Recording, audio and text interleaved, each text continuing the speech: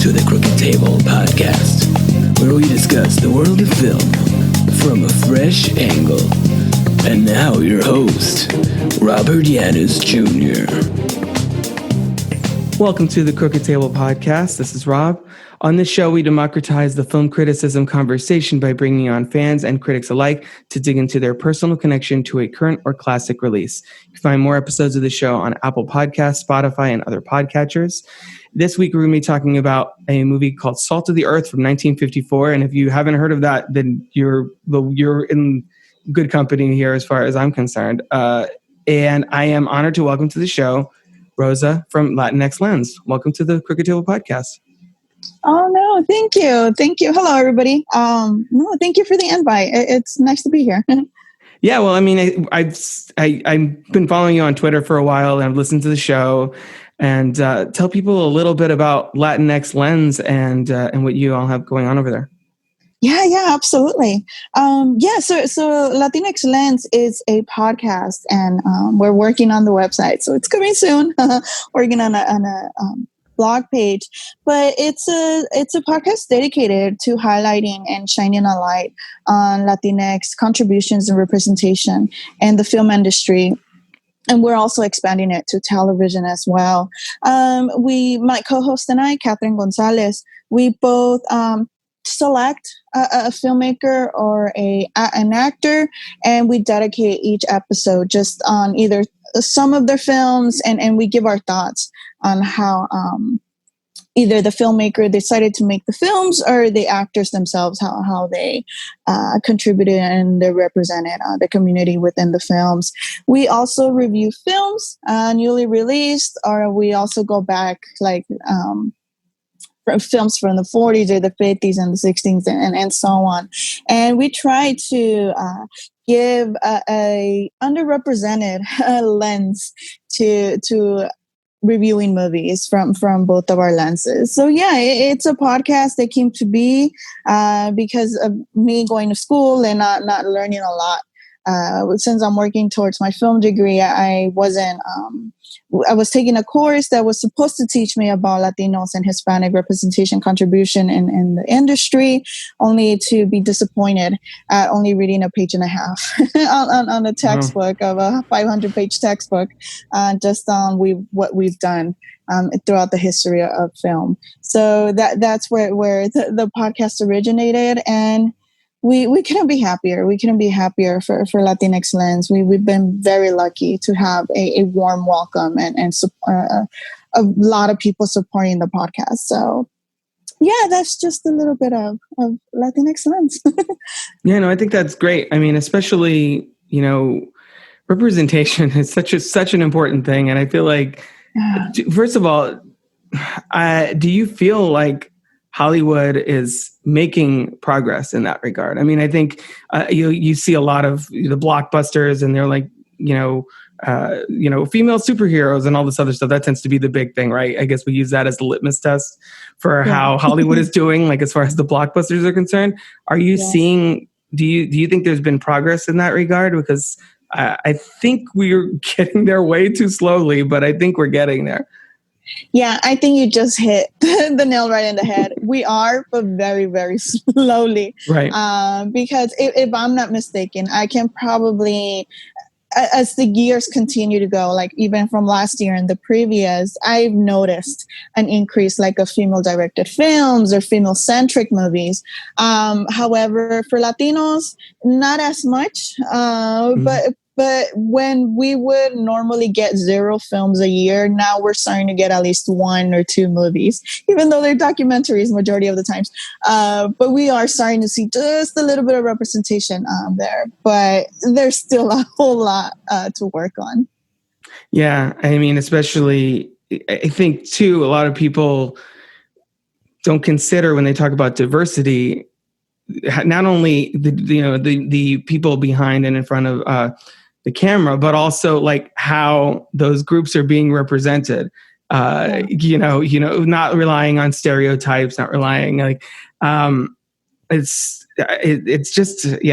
frustrating how little of that is actually really happening in today's the studio system and all of that. So I think that's so important that you and Catherine have this venue to not only talk about Latin films and filmmakers, but also to lend your perspective on films that don't directly involve Latin characters, because I think that perspective is so valuable too. Just because I'm my dad's side of the family is Cuban, so I'm familiar with that.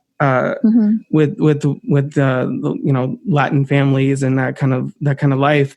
But my mom's side is Italian, and so I still sort of self-identify primarily as Caucasian because of that, just because I don't really speak the language or things like that. And so I feel like, excuse me, I feel like it's something that it's a voice that it really needs to be heard, just because so many podcasters and film critics, just like in the industry, people talking about the industry, so much of us are white males, and it's just refreshing to hear other perspectives. And I think it's important for people to seek out those different viewpoints about film.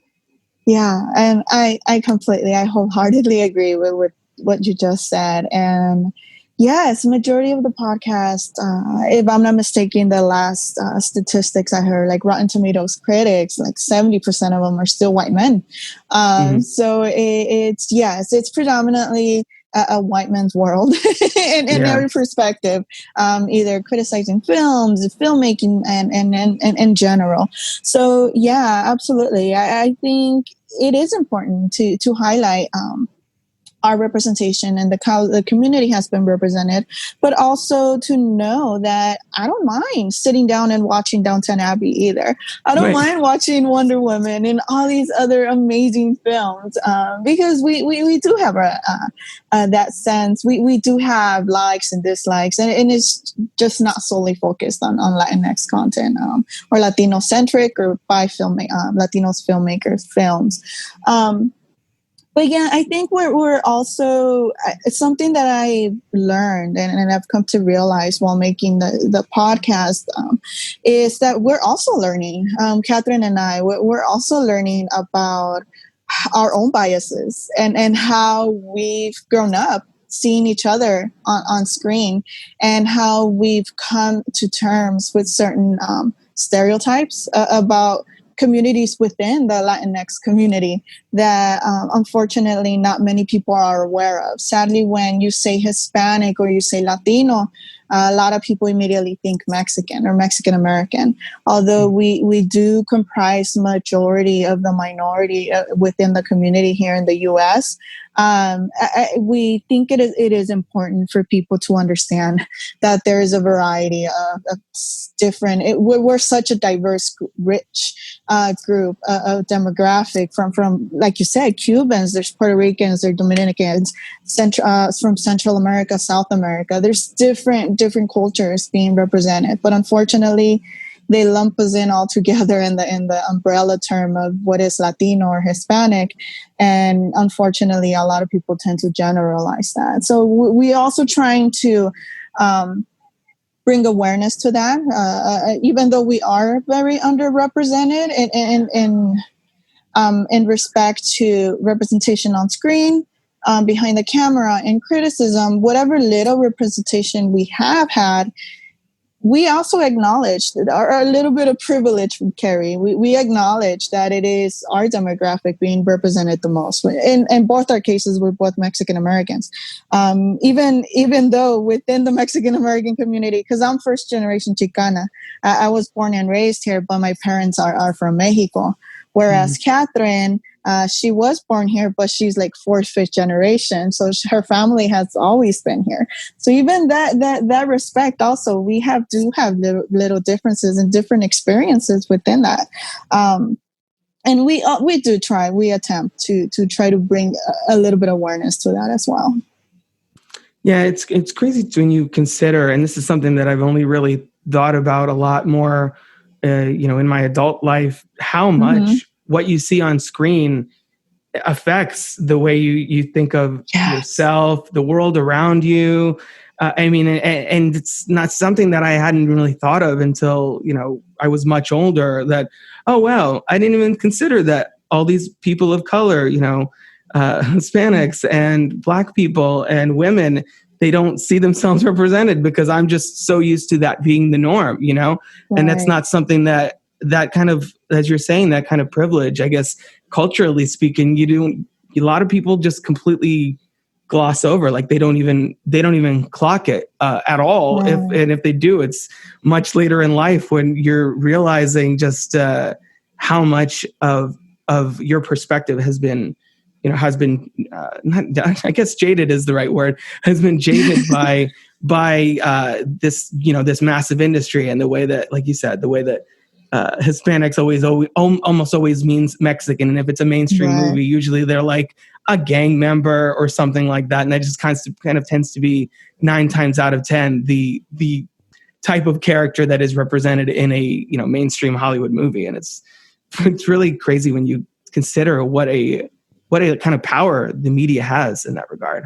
Yes, absolutely. And unfortunately for us, when we first started the podcast, I think episode 2, we focused on Herbert J. and one of the films that we discussed was Zoot, which is based on the 1940s Zoot riots that happened here in Los Angeles. And I was born and raised in East LA, so I embody your stereotypical Chicana that you've seen. And then still, a lot of the shows, a lot of films, when you depict the Chicano experience, it's predominantly East LA, and I acknowledge it. I'm proud of it too. Of course, I embrace it. I embrace my identity, and I know who I am. But I also acknowledge that there's not only Chicanos in East LA. There's people outside of California, Right. and unfortunately, Hollywood tells us otherwise. But yeah, Suzu, which is something that happened in the 40s here in LA, a few miles from where I'm currently sitting, and I had no idea of those events. Even though I was born and raised here, I had zero idea of those events until I watched that film, and I found myself in a rabbit hole, just doing research and listening to podcasts and reading books, and realizing how our school system doesn't tend to teach us that history, that part of our own history. So for people like us, or even in general society, when we're not taught our own history, we're unconsciously building and modifying and molding our own image and our own history based on these movies. And if the movies are only teaching us, in the media and television, of course, and if all they're showing us are the criminals and the gang members and all of this and all of that, then it's bound. It's logic that's how they're going to be viewing us as. Right. Yeah. Yeah. Is there, before we get into Salt of the Earth, is there a more recent movie that you would recommend people that are interested in looking into, Latinx filmmakers that they should check out? Oh, wow. You know what? To be completely honest with you, this is one of the very rare years where we've noticed a little boost, a little increase in Latino filmmakers, or about our films depicting the Latinx experience. Some of them are, of course, one of the films is from Peru.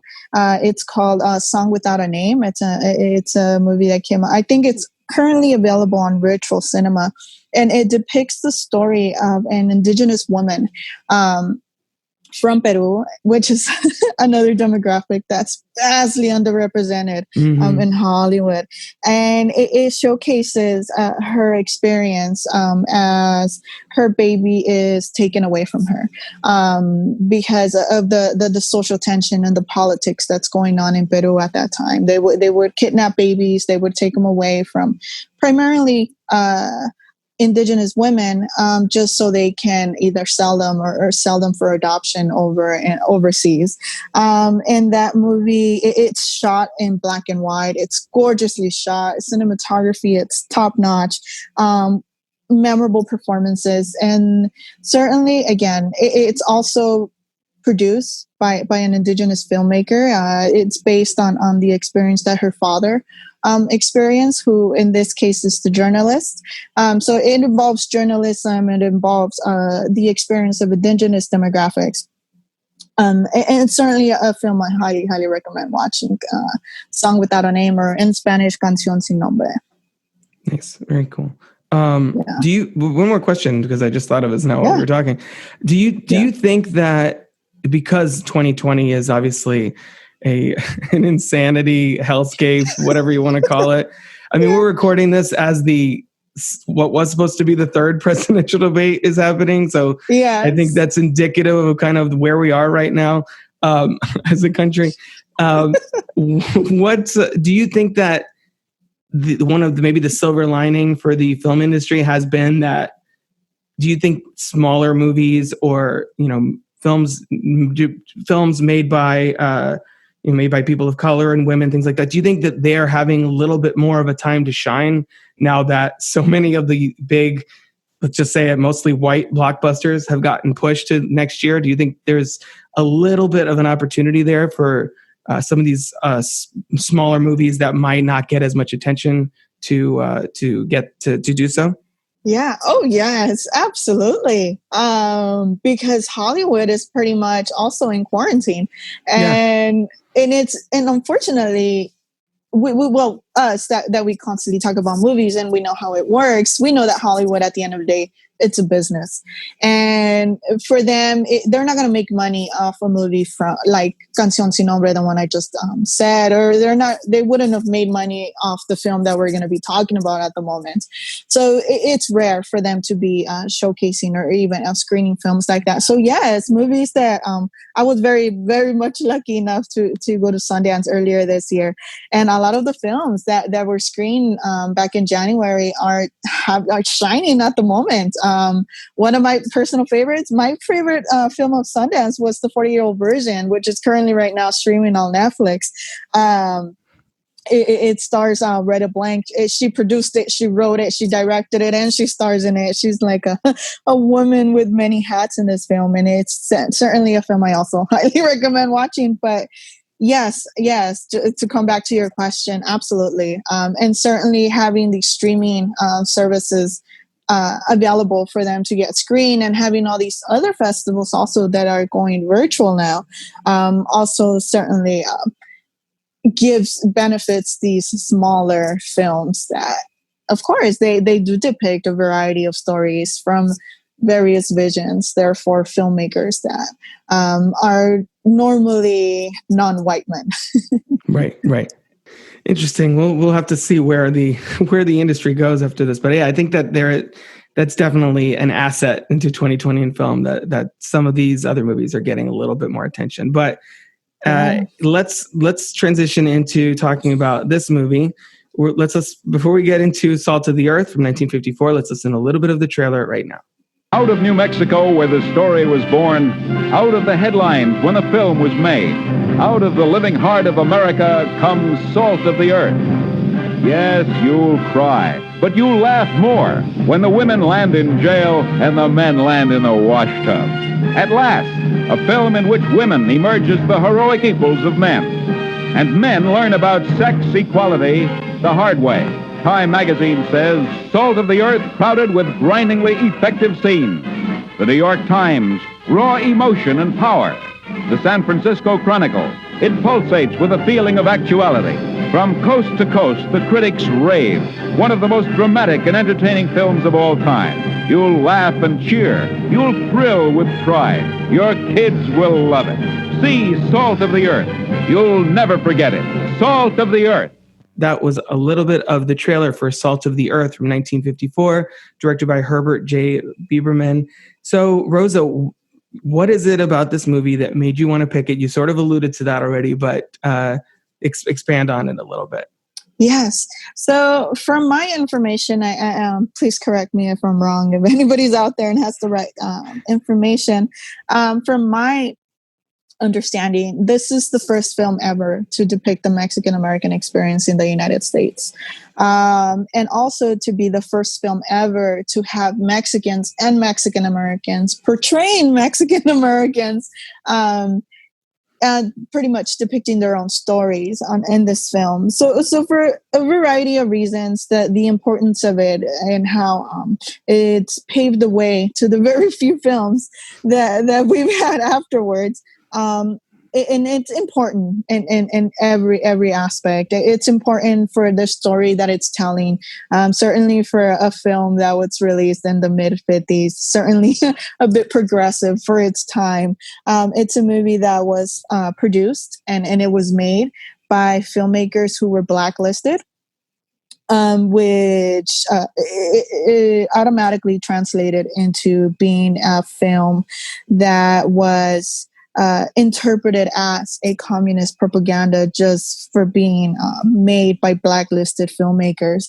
Also, just the obstacles that this film had to go through just for it to get made, for it to be seen. It was only screened like in one movie theater when it was released, and then after several threads, the theater ended up just no longer screening it because they didn't want people to be watching this film for the message it had, and pretty much for depicting society how it was truly well the atrocities that were truly going on. I guess they didn't want people to know the truth here, but it's certainly a movie that caught me off guard. I thought I was just going to go into a movie depicting the minor strike and everything they had to go through, and of course it's a Mexican American experience, so I was expecting racism and discrimination and stuff. But to me, I guess as a woman, what really hooked me was the feminist narrative it had. And I was just blown away by it. Yeah. Yeah. First, when was the first time you saw this? Is this something you saw in school, or is it something you were introduced to at a younger age? Yeah, no. I saw it in school, in film class. I saw it in one of my introductory of film history courses. Okay. Yeah. No. The feminist angle is I think what struck me the most as well, and I can understand why in the 50s people would be like, no, this is too.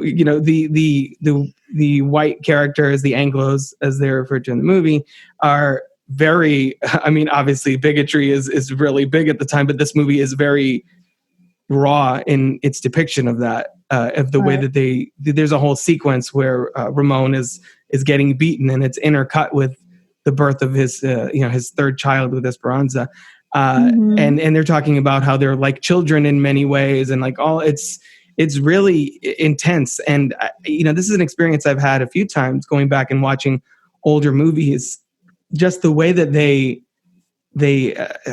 tackle issues. I'm thinking of like a couple years ago, I saw The Apartment for the first time. And I realized like how it's I think it was made in 1960 or something like that. And it's covering, top serious topics like suicide and things like that. There's a whole infidelity, and there's all these themes that you assume older movies wouldn't touch. And this movie tackles a wide variety of them. And based on, the fact that so many of the people involved were blacklisted, it sounds like they were just like, well, all right, well, we don't have to play in the studio system, so let's just tell it like you were sort of alluding. Let's just tell it the way it is.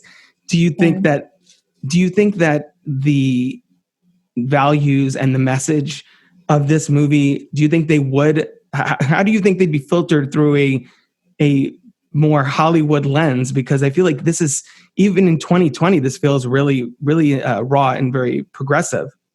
Right. It's a very good question, because I don't see it being a Hollywood film. It has more of a smaller, independent vibe to it. Sure.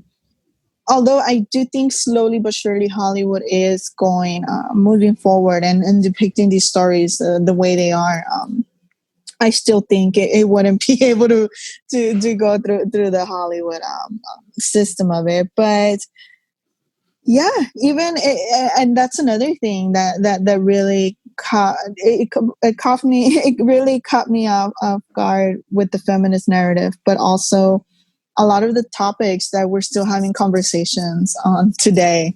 And we were just talking about it. We were talking about representation, and we were talking about how we're being depicted in film.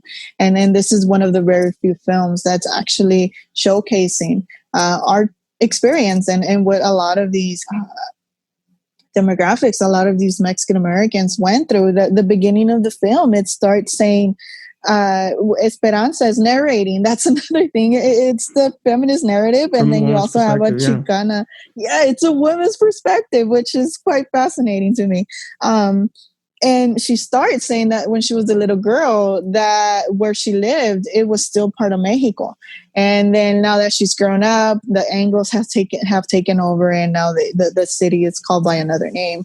So this is pretty much the depiction of the Mexican American experience, or it's pretty much the depiction of the experience of Mexicans who were, they never moved, they never left their home. And from just randomly, like just one day, they were foreigners in their own land. Mm-hmm. And they pretty much fit that definition of the border. We didn't cross the border crossed us, kind of thing. And just to see it depicted on screen was also to me, it's very important as well. Yeah, as you were saying, she starts out saying the house is not ours, the flowers are ours. Like they kind of pinpointing how their life has changed as a result of this. And I do want to shout out, obviously, a lot of the cast members were the actual miners and the families of the miners and things like that.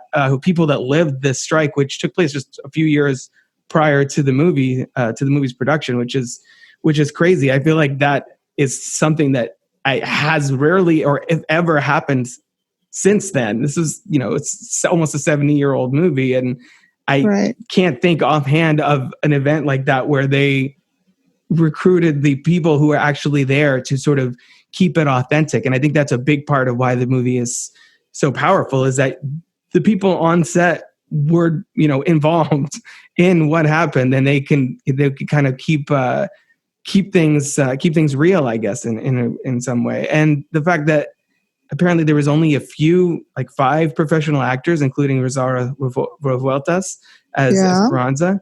Let's talk about her performance in this, because she's incredible in this movie.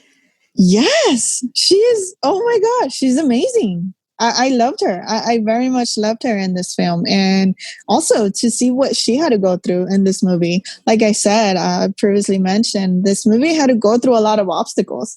They didn't want this film to get made, and they tried to do everything for them to stop the production of the movie, to the point that Rosaura, she was deported towards the end of the film. And I don't know if you recall the last shots of the movie. She had to shoot those scenes over in Mexico because they had deported her by that time. And she did an amazing job. I love what she did in this movie. I certainly I was sold with her depiction of from the beginning of the film, where she's very much of a stereotypical housewife. I obey my husband and I do as he says, and I don't want to do this because I don't want to upset him. And then to see her evolution throughout the film, to literally just finding her voice, finding that strength in her, was just remarkable to me. Yeah, and the way that happens is so elegant and graceful too, because as you said, it starts out and she's basically making coffee for the protesters, for the men, and the women are just kind of doing their gender assigned jobs, I guess. And it's just that as circumstances evolve is when the women have to sort of take over. The Taft-Hartley injunction happens that prevents the workers from going on the picket line, and so the women have to kind of step up. And it's not the story is not that the women are seeking equality from the beginning. It's just kind of the way that it's born of necessity, basically. And I thought that was an interesting way of having Esperanza, as you said, evolve throughout the course of the film, because there's just something that, like, once she gets exposed to what it feels like to actually, contribute in a more substantive way, it's just and sees herself as equal to her husband. I really, we sort of already talked about how, there's the racial dynamic, there's the workplace equality thing and all that. But I think it's really the feminist angle that I really connected to the most as well. Yes. And then just changing the roles because the women are outside of the picket line and then some of them get arrested, and then having the men having to wash the clothes and take care of the kids and doing the cooking and having them have that experience in the 50s, a movie showcasing this. Oh man, I was just like everlastingly just enjoying it. But yes, overall, man, it was just certainly an important movie for its variety of topics, and obviously the feminist angle. To me, it's important. To me as a woman, and to me as a mother myself of 4 girls, when they grow older, and I'm certainly going to be showcasing this film to them and letting them know, you know what, you got a voice. And it's certainly a movie that it does work for film history and depicting the rarity of having these smaller films, but also I find it very important and essential for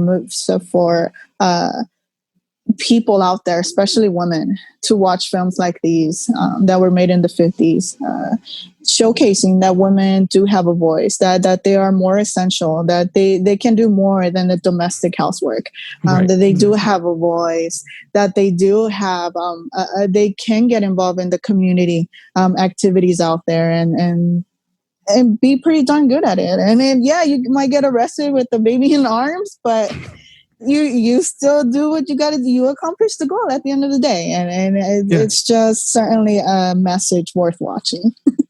Well, and it's one of those movies as well that illustrates, well, not only can the women, step up and contribute, but sometimes they can do it better than the men, because there's a certain level of resilience that they have in this movie, Esperanza and the rest of the ladies as well, where they're locked up with the children and they're like, we want the formula.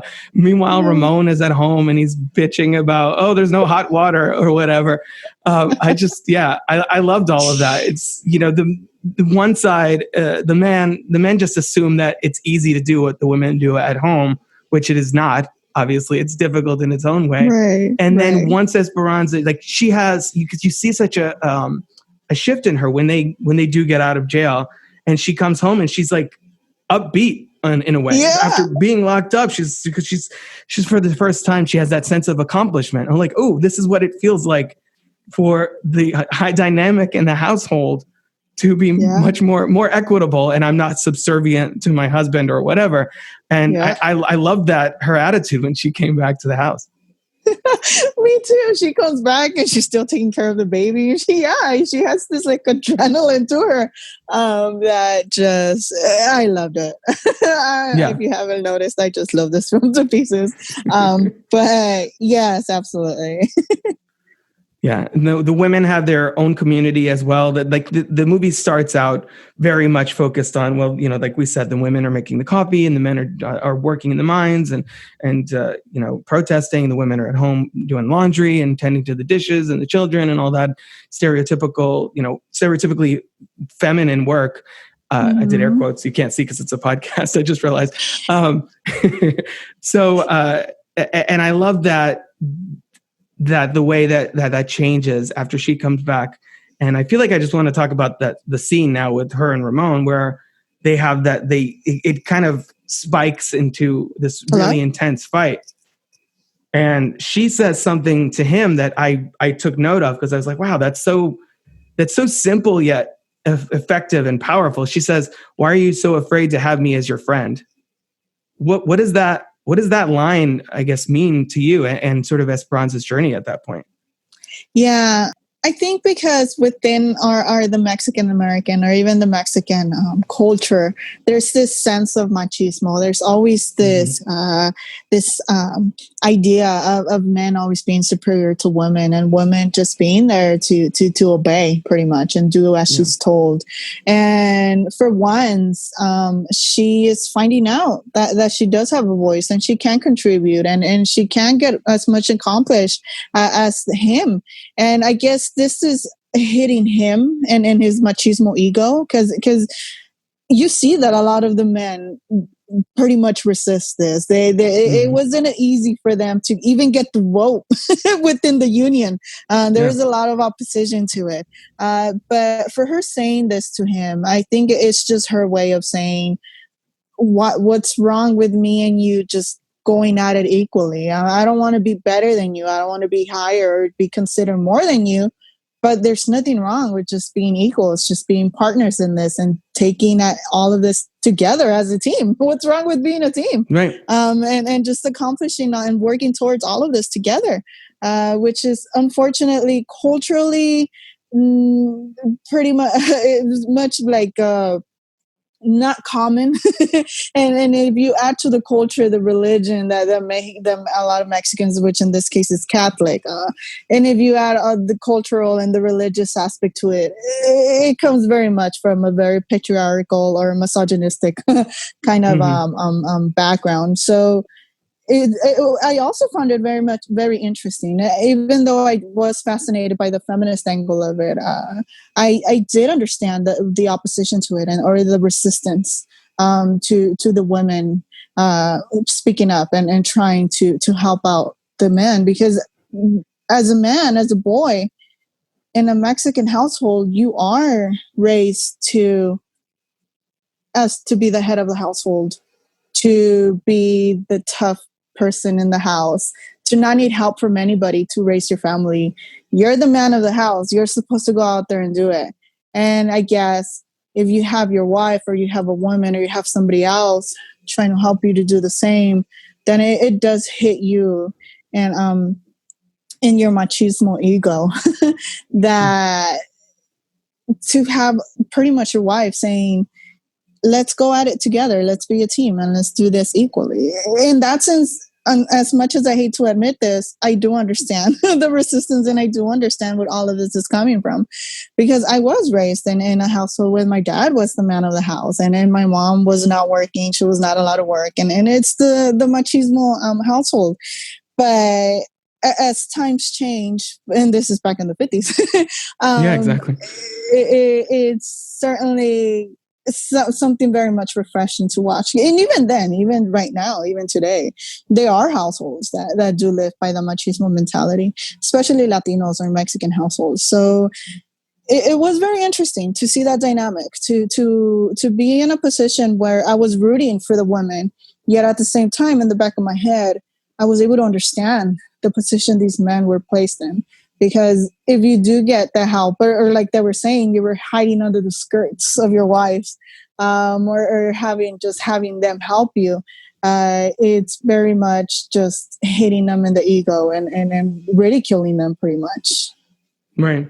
Yeah. No. Yeah. And it's something that's, as you said, very it's results of a lot of times your upbringing, the culture, as we were, even what we were saying earlier, the media, what you see in movies, the big tough muscle action heroes, and the chiseled abs of the people in the music video, it affects like the role that, as speaking as a man now, that you feel like, well, I have to live up to this, and I think. Yeah, it makes sense that if that's all you know, you're going to be like, wait a minute, you're going to resist it in some way, shape, or form. And, you see these things all the time. I even this is a mild sidebar, but even earlier today, Twitter is a mess usually, but you see things on there where I saw somebody tweeting something about white men are so fragile. And this is something that as a white man, I'm very self-aware of. And I think my answer for that is yes. And that's because the world feels like it's sort of tailor-made to us. So anytime something isn't, we take a kind of offense. Like, wait a minute, what are you talking about? That's, that's sort of on some level for a lot of us, that's kind of our instinct. It's just like, wait, this isn't, but everything else, like 95 to 99% of the world feels like it's kind of carbon made, like custom made for me, from my perspective, or that's what I'm seeing reflected back. And this isn't, and it kind of takes you aback. And then you could either, do you realize the world doesn't revolve around you and accept that and appreciate other perspectives and other voices, or you can react to it like viscerally. And I think that's what we see from Ramon here, where his first instinct is to raise his hand to try and hit her and put her in her place. And she's like, that would be the old way, which I thought was another great line where you're like, wow, she's so emboldened by all of this that she's like literally saying, I won't stand for that anymore. That's not how we run things in our household. And I think that's it was such a powerful and kind of admirable moment for her journey. And I think it speaks to, as you were saying, to a lot of the cultural, but also the gender bias in this country, but also just generally. Yes. That scene certainly, to me, it was very much a validation of her empowerment as a woman, as a wife, as a mother, as a resident or of the community. Just such so that she's like, no, you're never going to hit me. And you know what? You can go sleep somewhere else. You're not sleeping with me tonight because I don't want to deal with you right now. Which again, it's just another powerful moment for me as well. But yeah, absolutely. And I think it's just a matter of, like you said, Twitter has been crazy for the past few weeks, and politics does not help either. No, not at all. But I think it's a matter of, in my perspective, I don't know, I'm not speaking for anybody else. It's just a matter of not jumping into conclusions so easily. I'm not particularly fond of certain tweets like those, that white men are so fragile or anything like that. But just being open and having discussions like these and having conversations and getting to know other people. Because to me, the antidote to stereotypes and ignorance pretty much is just knowledge and getting to know people and just going out there and just having these conversations and talk and just go out there and talk. Don't generalize, because if we're over here as a woman of color myself, if I'm over here not demanding but voicing and advocating for representation and the stop to marginalization and discrimination, yet I turn around and do all those things, then I'm just being counterproductive and just being pretty much a hypocrite about it. So it's just a matter of having just conversations and just trying to learn a little bit of everybody and just trying to expand that vision and trying to expand that spectrum of just comprehension and trying to just know and trying to get a little bit more background onto situations or stories or articles or whatever it is we're having a conversation about. Yeah. And most people, or not, I don't know if I should say most people, but a lot of people are very closed off and they only seek the opinions of people like them or the voices that echo their own, that kind of thing. And I think that's not, as this movie sort of illustrates, progress can't really function in a vacuum. This starts off as the men wanting to get equality in the mines, but as the film illustrates, you can't really have equality in one area of life without it sort of spreading into others. It should be at home, at work. Exactly. And that's kind of the point of the film. It's just like, well, progress isn't, it doesn't foster in that kind of environment. It's either all-encompassing or not at all, or you're just kidding yourself basically in thinking that you're really achieving equality. And so I love that that's kind of where the movie goes, that it starts out as one thing and it sort of spreads into all areas of their lives. Yes, I'm right there with you. That's what I loved about this movie. I thought this film, how it started about the miners and them seeking equality and payment and just like seeking just these owners to have like regulations and so on and so forth. And I thought that's the film that I was going to be watching. Mm-hmm. And then it slowly turned, and especially her telling, like Esperanza telling Ramon, yeah, you're seeking equality at the workforce, but you turn around and you're like oppressing me pretty much. You're doing what the angle is doing to you. You're doing it to me. So how is that, again, what we were just talking about, how is that even productive in the first place? But yeah, I was very much fascinated by everything of it. And just to see how a lot of, I also very much appreciated how women, because of course it's no secret I'm a huge feminist, but my definition of feminism is just that, equality. I don't think women are better than men or vice versa. I think we're both, we should be considered equal. We should have the same equal amount of opportunities, whether at the workforce or when it comes to representation. At the end of the day, population-wise, we are 50% of the population. Right. So it's just equality, and that's how I'm seeing it. And in a lot of the instances, these women never once went out there to be sexist, to say we're better than you. No, we're just seeking equality. We're just seeking you guys to listen to us and say, you know what? We need warm water. We need sanitation. We need plumbing. We need help at the household. And unfortunately, men don't realize it until they have to be put in their shoes, and they have to realize, yeah, it takes me 3 hours to boil this water just to wash this clothes, or to do this and to do that. And that's something I very, very much appreciated about the film too. The theme of feminism, but feminism itself, not necessarily sexism. Right. And I think because their I guess exposure and desire for equality in this movie is because it's kind of born out of circumstance, like I was saying earlier. It feels that much more pure. You know, it's not what some people would consider like. Some people hear feminist and they think, oh, that they're just like man hating or whatever. But exactly. It's clearly not coming from that perspective. That's not what true feminism is anyway. I mean, right. I'm a man and I consider myself a feminist. I have, I 100% on board with what you're saying. So it's one of those things that I think because it happens the way it happens, you're even more on board with the way that the film depicts the gender dynamic and all of that. And, going back to what you were saying with how the movie starts, the first, 15, 20 minutes, I was like, okay, I guess this is mostly about the labor dispute. And I was interested, but I wasn't, it took a little while until the rest of the larger implications and themes of the movie started to take hold that I started to get really hooked. And I was like, oh, okay. Oh, there's a lot more going on here than just like, we're voting to strike 93-5, that kind of thing. Like it's a lot, there's a lot more this movie has on its mind. And I think it almost tricks you into that by saying, no, this is about a labor dispute. And that's all, just go along with it. It's deceptively deep, I think. And it doesn't seem that way at first. And that's to the movie's credit. Yeah, absolutely. Yes. And again, that's what took me by surprise was the feminist narrative.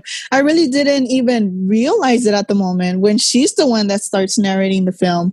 And it just didn't click with me. I don't know, probably because I'm not used to seeing a feminist film, especially made in this era.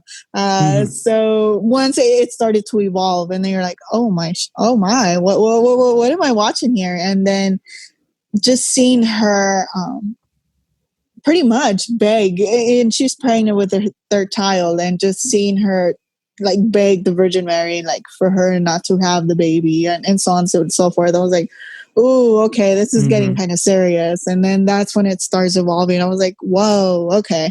But yeah, certainly a film worth seeing and worth watching, and just worth putting out there because it's, again, it was very progressive for its time. And even now, I think it's still progressive for the time we're living in right now. And it certainly touches a lot of topics we're currently discussing right now: female representation, female-centric movies, feminist films, and equality representation. When you have like Mexicans or Mexican Americans depicting their own characters in the movie. And Yeah, certainly touches a lot of those themes where we're talking about right now. So it's quite mind-boggling now that I'm sitting here and talking about it, to think that a 70-year-old film can still be so relevant. Mm-hmm. Yeah, definitely relevant thematically, but also, as far as a part of cinema history. Like when you brought this up that you wanted to talk about this movie, I just, IMDb searched Salt of the Earth, and there was a few other movies with a similar title. I was like, wait, which one? The 1954? Because that's how little, familiarity I had with it. And then come to find out, oh, this is like such a huge deal that this movie was made by all these blacklisted filmmakers, and that the production was so fraught with chaos that it had to be like edited in secret because it was a air quotes communist movie, and apparently, according to my research, it's the copyright expired in the 80s. And when I was looking into where I could see this, I think you even mentioned it's on YouTube. Like there's no excuse for people not to have seen this. So I guess my question is, why isn't this movie being talked about more often? Is it just that, it's based on a real event? So maybe mainstream people, maybe a lot of moviegoers or, whatever would consider it kind of homework because it's based on real events? Or what do you think is to blame there? Because I definitely think it's a film that people should check out. Yes, I think there's several contributing factors to that. One of them being the theme itself. It's depicting the Mexican American experience, which isn't, unfortunately, it's not very much a theme that that Hollywood finds appealing, unless it's a gangster or cholos or anything like that. It's not depicting that. So it would certainly depict a more authentic story that, unfortunately, mainstream media, it's not interested in showcasing. Right. Another thing is, and I may be wrong in this, but the fact that it was produced by blacklisted filmmakers probably left a stain on it. And maybe a lot of these studios just have no interest whatsoever in either showcasing films that were produced by these blacklisted filmmakers. My film history isn't as in depth. I'm not very insightful when it comes to that era. I just have a very generic understanding of it. But I'm just guesstimating or just speculating that it might have probably left a stain on it, and which is why a lot of people don't know about it. I came across it because of film history course. Not many regular viewers take film classes. They're not majoring in film, so that's probably another reason why. Unless you're getting a degree on it and you're very much going into film history, that's the only way you're probably going to come across it. But luckily, hopefully, platform like yours and the one Latinx Lens, we can bring more awareness to it. And lastly, I don't know, it's just certainly a gem, in my opinion, that deserves to be seen. And like you said, it's on YouTube, so there's very much no excuse. And it's also on Amazon Prime. Maybe you want a little bit of a better quality to it. Right. But other than that, yeah, I think it's just a variety of reasons, but hopefully people can go out there and watch it. And the other thing too is we were talking about, obviously, Mexican stories represented and kind of going mainstream. I feel like the last one that was widely talked about, correct me if I'm wrong, but I feel like something like Roma, which was everywhere because of the Oscar nominations and the awards and things like that. But even that movie is technically from the perspective of a maid in, working in the house of sort of a wealthy family. What are your thoughts? First of all, what are your thoughts on Roma, I guess, as a movie, since we're having this conversation about representation? And secondly, I feel like Roma is much heavier of a watch than this is. Like this, it has a lot to say, but it in some very intense, powerful moments. But Roma was just like draining to watch for me, especially, the spoilers, I guess, on Roma, the like sort of, I guess it's a stillborn scene where she gives birth. That was rough. And my wife and our daughter is almost 4. So at the time, our daughter was like 2. And so that hit me even harder as a result of that. what are sort of your thoughts on Roma as a piece of Mexican, film, and also in contrast to Salt of the Earth, I guess. Yeah. So for me, I have a very unpopular opinion about Roma, and I've kind of gotten a lot of criticism for it. I wasn't the biggest fan of Roma, and I understand why a lot of people like it. It's Alfonso Cuarón, he's a very critically acclaimed director. And don't get me wrong, I love him. I like a lot of his films, but Roma just seemed to me it was just. And I know it was like a love letter to his the woman that raised him or took care of him, or his nanny, so to speak. But I was bored. I was bored through most of the film, and I get it. I understand the black and white, the cinematography. A lot of critics are quite fond of it, and story-wise, I guess the story-wise, it wasn't something that really caught my attention. Even though it does depict, again, an indigenous woman and a demographic that's very much underrepresented. But it just didn't appeal to me as much. And then the last scene in the beach and all of that, I understood it. But it was something that just didn't catch my eye. Yeah, no, I was just fond of it. Yeah, I appreciated the filmmaking, obviously, because like you say, Cuarón's an amazing director. Cuarón, yeah. So, but it's not particularly a story that resonated with me. The stillborn, that sequence, I think, stuck with me more. And the beach thing is really sweet. But for the most part, I think it's like 2.5 hours, and it's just a lot of very slice of life. And this movie came out 65, 70, whatever years earlier, and I feel like is more has much more life to it, has more to say, has it's just and the only reason I brought up Roma is because I feel like so that's the last time a movie about Mexicans made by a Mexican filmmaker but when it was talked about in such with such acclaim and such. So I'm kind of on the same page with you about Roma. Like, I appreciate it as a piece of filmmaking, but it's not something like I wasn't depressed that it did. I wasn't like rooting for it for Best Picture or anything like that necessarily. Yeah. Neither was I, and I don't know. Maybe it was. And I've seen it twice. I saw it once just for because I had to watch it, and then I saw it again for. I think it's another class that I'm taking right now. And I still find myself, I don't know if it's Cuarón's form of depicting or like realistic or realism filmmaking that just didn't work for me in this film. Because not that I'm not fond of realism films or anything like that, because I'm very big on. Ironically, I'm a big fan of Iñárritu's, Alejandro González Iñárritu's filmmaking. I very much like Babel and Beautiful and Amores Perros. But I don't know. There's just something about Roma that just didn't catch me. I don't know if it was just the story or if we were just following. I forgot her name. Cleo? Was it Cleo or something like that?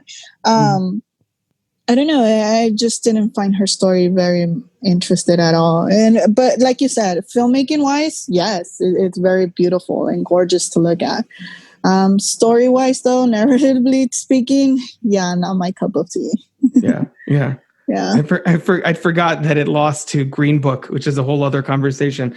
Oh gosh. We're talking about representation and race and all this stuff, and then I'm like, oh wait, what did it lose to again? I was like, oh god, never mind. Yeah, no. And that's famously that's what you just mentioned the it wasn't your cup of tea. That's famously the thing that Spike Lee said on some awards, red carpet or whatever, or it's like. The British journalist asked him what he thought of Green Book. He's like, it's not my cup of tea. And then he's like cracking himself up, which is an amazing clip. Do you think though, Roma obviously was directed by a Mexican filmmaker. Do you think Salt of the Earth loses any of its impact or authenticity or whatever, based on the fact that it is not directed by a Latin filmmaker, that it is ostensibly a white man that directed the movie. It's a very good question, because it's one of those questions where you're either gonna appeal to some people or just pissed off others. Right. I'm the type of I'm one of those type of people that wholeheartedly believes that filmmakers should be allowed to do and produce whichever films they like. They shouldn't be boxed just to. I don't think, like in this case, the Three Amigos, which is Del Toro, Iñárritu, and Cuarón, I don't think they should just be limited to depicting Latinx-centric movies. I think I love the fact that Cuarón went out there and made Harry Potter, and I'm glad that Del Toro is over here doing Blade and Hellboy. They should be allowed to do that. They shouldn't be criticized for not doing it. However, I do think that when Iñárritu or Del Toro, when Del Toro makes Pan's Labyrinth, or when you have Amores Perros, and when you have Y Tu Mamá También, they do bring that extra layer of authenticity to it. They bring their experience, they bring their knowledge to it. However, I don't think that a white man should not be allowed to depict these stories, specifically something like Salt of the Earth. If it's based on true events, and they were very well researched, and they knew the events that happened, and on top of that, you have some of these minors coming back depicting the story. Right. I see nothing wrong with that. One of my all-time favorite animated films is Coco, and it's co-directed by a white man. But the research that went behind the Day of the Dead, the research that went behind all the Mexican culture, is evident in the film. So in instances like that, I don't mind. I don't mind.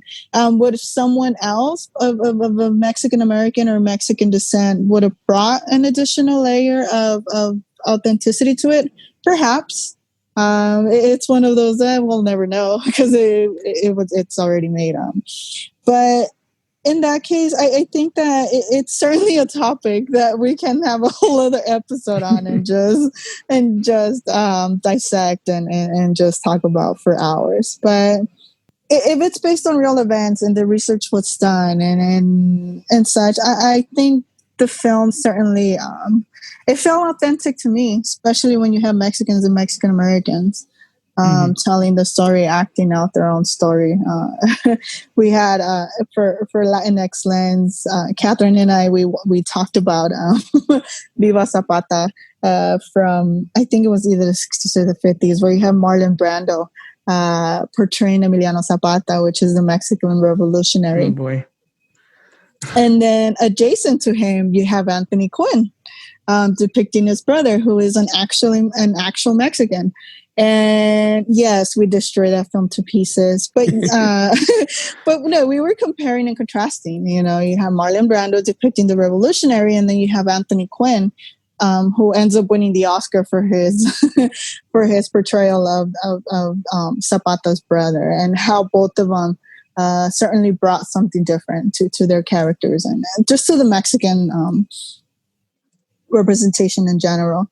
So in that sense, I think the film is okay. The Salt of the Earth, I think, is one of those important films that, even though it was directed by a white man, I think it felt authentic to me. And a lot of that had to do with the actors being Mexican and Mexican Americans.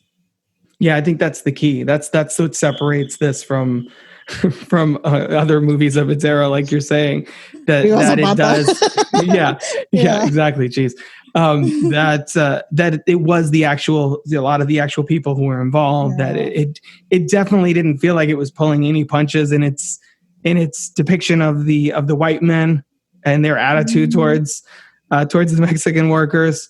And I think you're spot on with that. It feels like it made an effort to capture that perspective and not just be like, a white man's version of how Mexican people would react and, reacted in this situation. Right. What if someone like a Quaron or someone like that were to go back and do a new version of this film? What would you be down for that? Like, is this something that, since so many people are not familiar with Salt of the Earth, and it's, I guess, in the public domain, I don't know how that would work to get somebody to buy the rights to it. Is it something that you would like to see them kind of revisit, or would you prefer just, Criterion or someone get their hands on this and put out a decent Blu-ray release? Good question. No, I think this film is fine the way it is. If Criterion can get its hands on it, that'd be great. A remake of it wouldn't. I don't know. I think it would suffer from the same.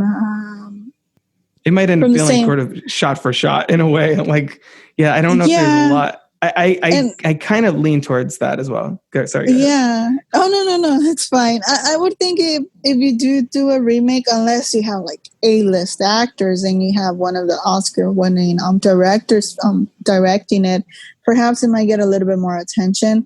But other than that, I don't see a lot of people running out there to watch this film either. If they were to remake it, I just prefer them to go and see this one. It feels more authentic to me, and it feels more, how can you say it, not bold, but since it was made by blacklisted filmmakers, having, I think, that sense into this film, it gives it a bit more of a, oh my god, I'm going blank right now, I can't even think. It does, if you look at it through that lens, knowing the history of it, it does have sort of that meta-contextual layer to it, where you can almost see it as the blacklisted filmmakers sort of representing, like there's ways you can read into the themes of oppression and equality there as well. I think that's generally where you're trying to get at, I think, right? Yes. Okay. I'm trying to but no, yes, I think this film is fine the way it is. I would not like to see it remade or reboot or anything like that. Yeah, I think it's just something you need to draw more attention to. Like I said, that's why I mentioned Criterion. Every time, again, going back to Twitter, I'm on social media way more than I should be, but every time there's a sale on Criterion, people lose their minds and they spend all this money on these restored versions of older movies. And this feels like kind of movie that it should, if it's, I mean, I don't think it is, but if it's not in that pantheon already, it definitely should be, just alone with its place in film history alone. And then adding in all the things that we just said about how this is like a almost 70-year-old movie and it feels more vibrant than Roma, which came out 2 years ago. I think, it's definitely worth checking out for people. And I love the message. I wrote down, I think she says something towards the end, anything worth learning is a hurt. And I think that is a really interesting and powerful line that encapsulates the whole, the fact that progress isn't easy. It's hard, and it takes some getting used to, and there's growing pains and all of that. And I thought the movie depicted that really well. Is there, before we started the call, I was telling you that I was a little nervous because this is an important film and I wanted to make sure we did it justice. Is there anything about Salt of the Earth that we haven't talked about, or do you think we did a pretty good job? I think we nailed it. Okay. I think we did good. No, I think we did do it justice, and awesome. For a film that not a lot of people know about, and hopefully after they hear this, they go out there and check it out. No, I think I can't think of anything on top of my head, but no, I think we did hit a lot of the important points, and just primarily the themes and all that good stuff. No, I think we did good. Yeah, as we mentioned, people can see it on YouTube or on Amazon Prime, which is where I saw it as well. So Rosa, tell people where they can find you on social media. Yes, I am on every social media platform, Instagram, Facebook, and Twitter at Rosa's Reviews. And if you guys can also follow us on those same platforms at Latinx Lens, I very much appreciate it. Awesome. Well, thank you so much, Rosa, for coming on the show and bringing Salt of the Earth to the table. As I said, I had no idea this movie existed, and I'm really glad that we did this episode. If only because I got a chance to actually see it for myself, and highly recommend it to everybody. So thank you so much for coming on and talking that with me. We'll definitely have to have you back on at some point to talk about something else. Oh, no. Thank you so much for inviting me and allowing me to talk about this amazing film that I just wholeheartedly love. And no, thank you for the invite. Thank you for having me. And I would love to come back. This was such a treat. I loved it. Awesome. That's what we like to hear. Thanks, Rosa. Thank you. If you're interested in joining me on the show to chat about one of your favorite films, head on over to crookedtable.com/guest.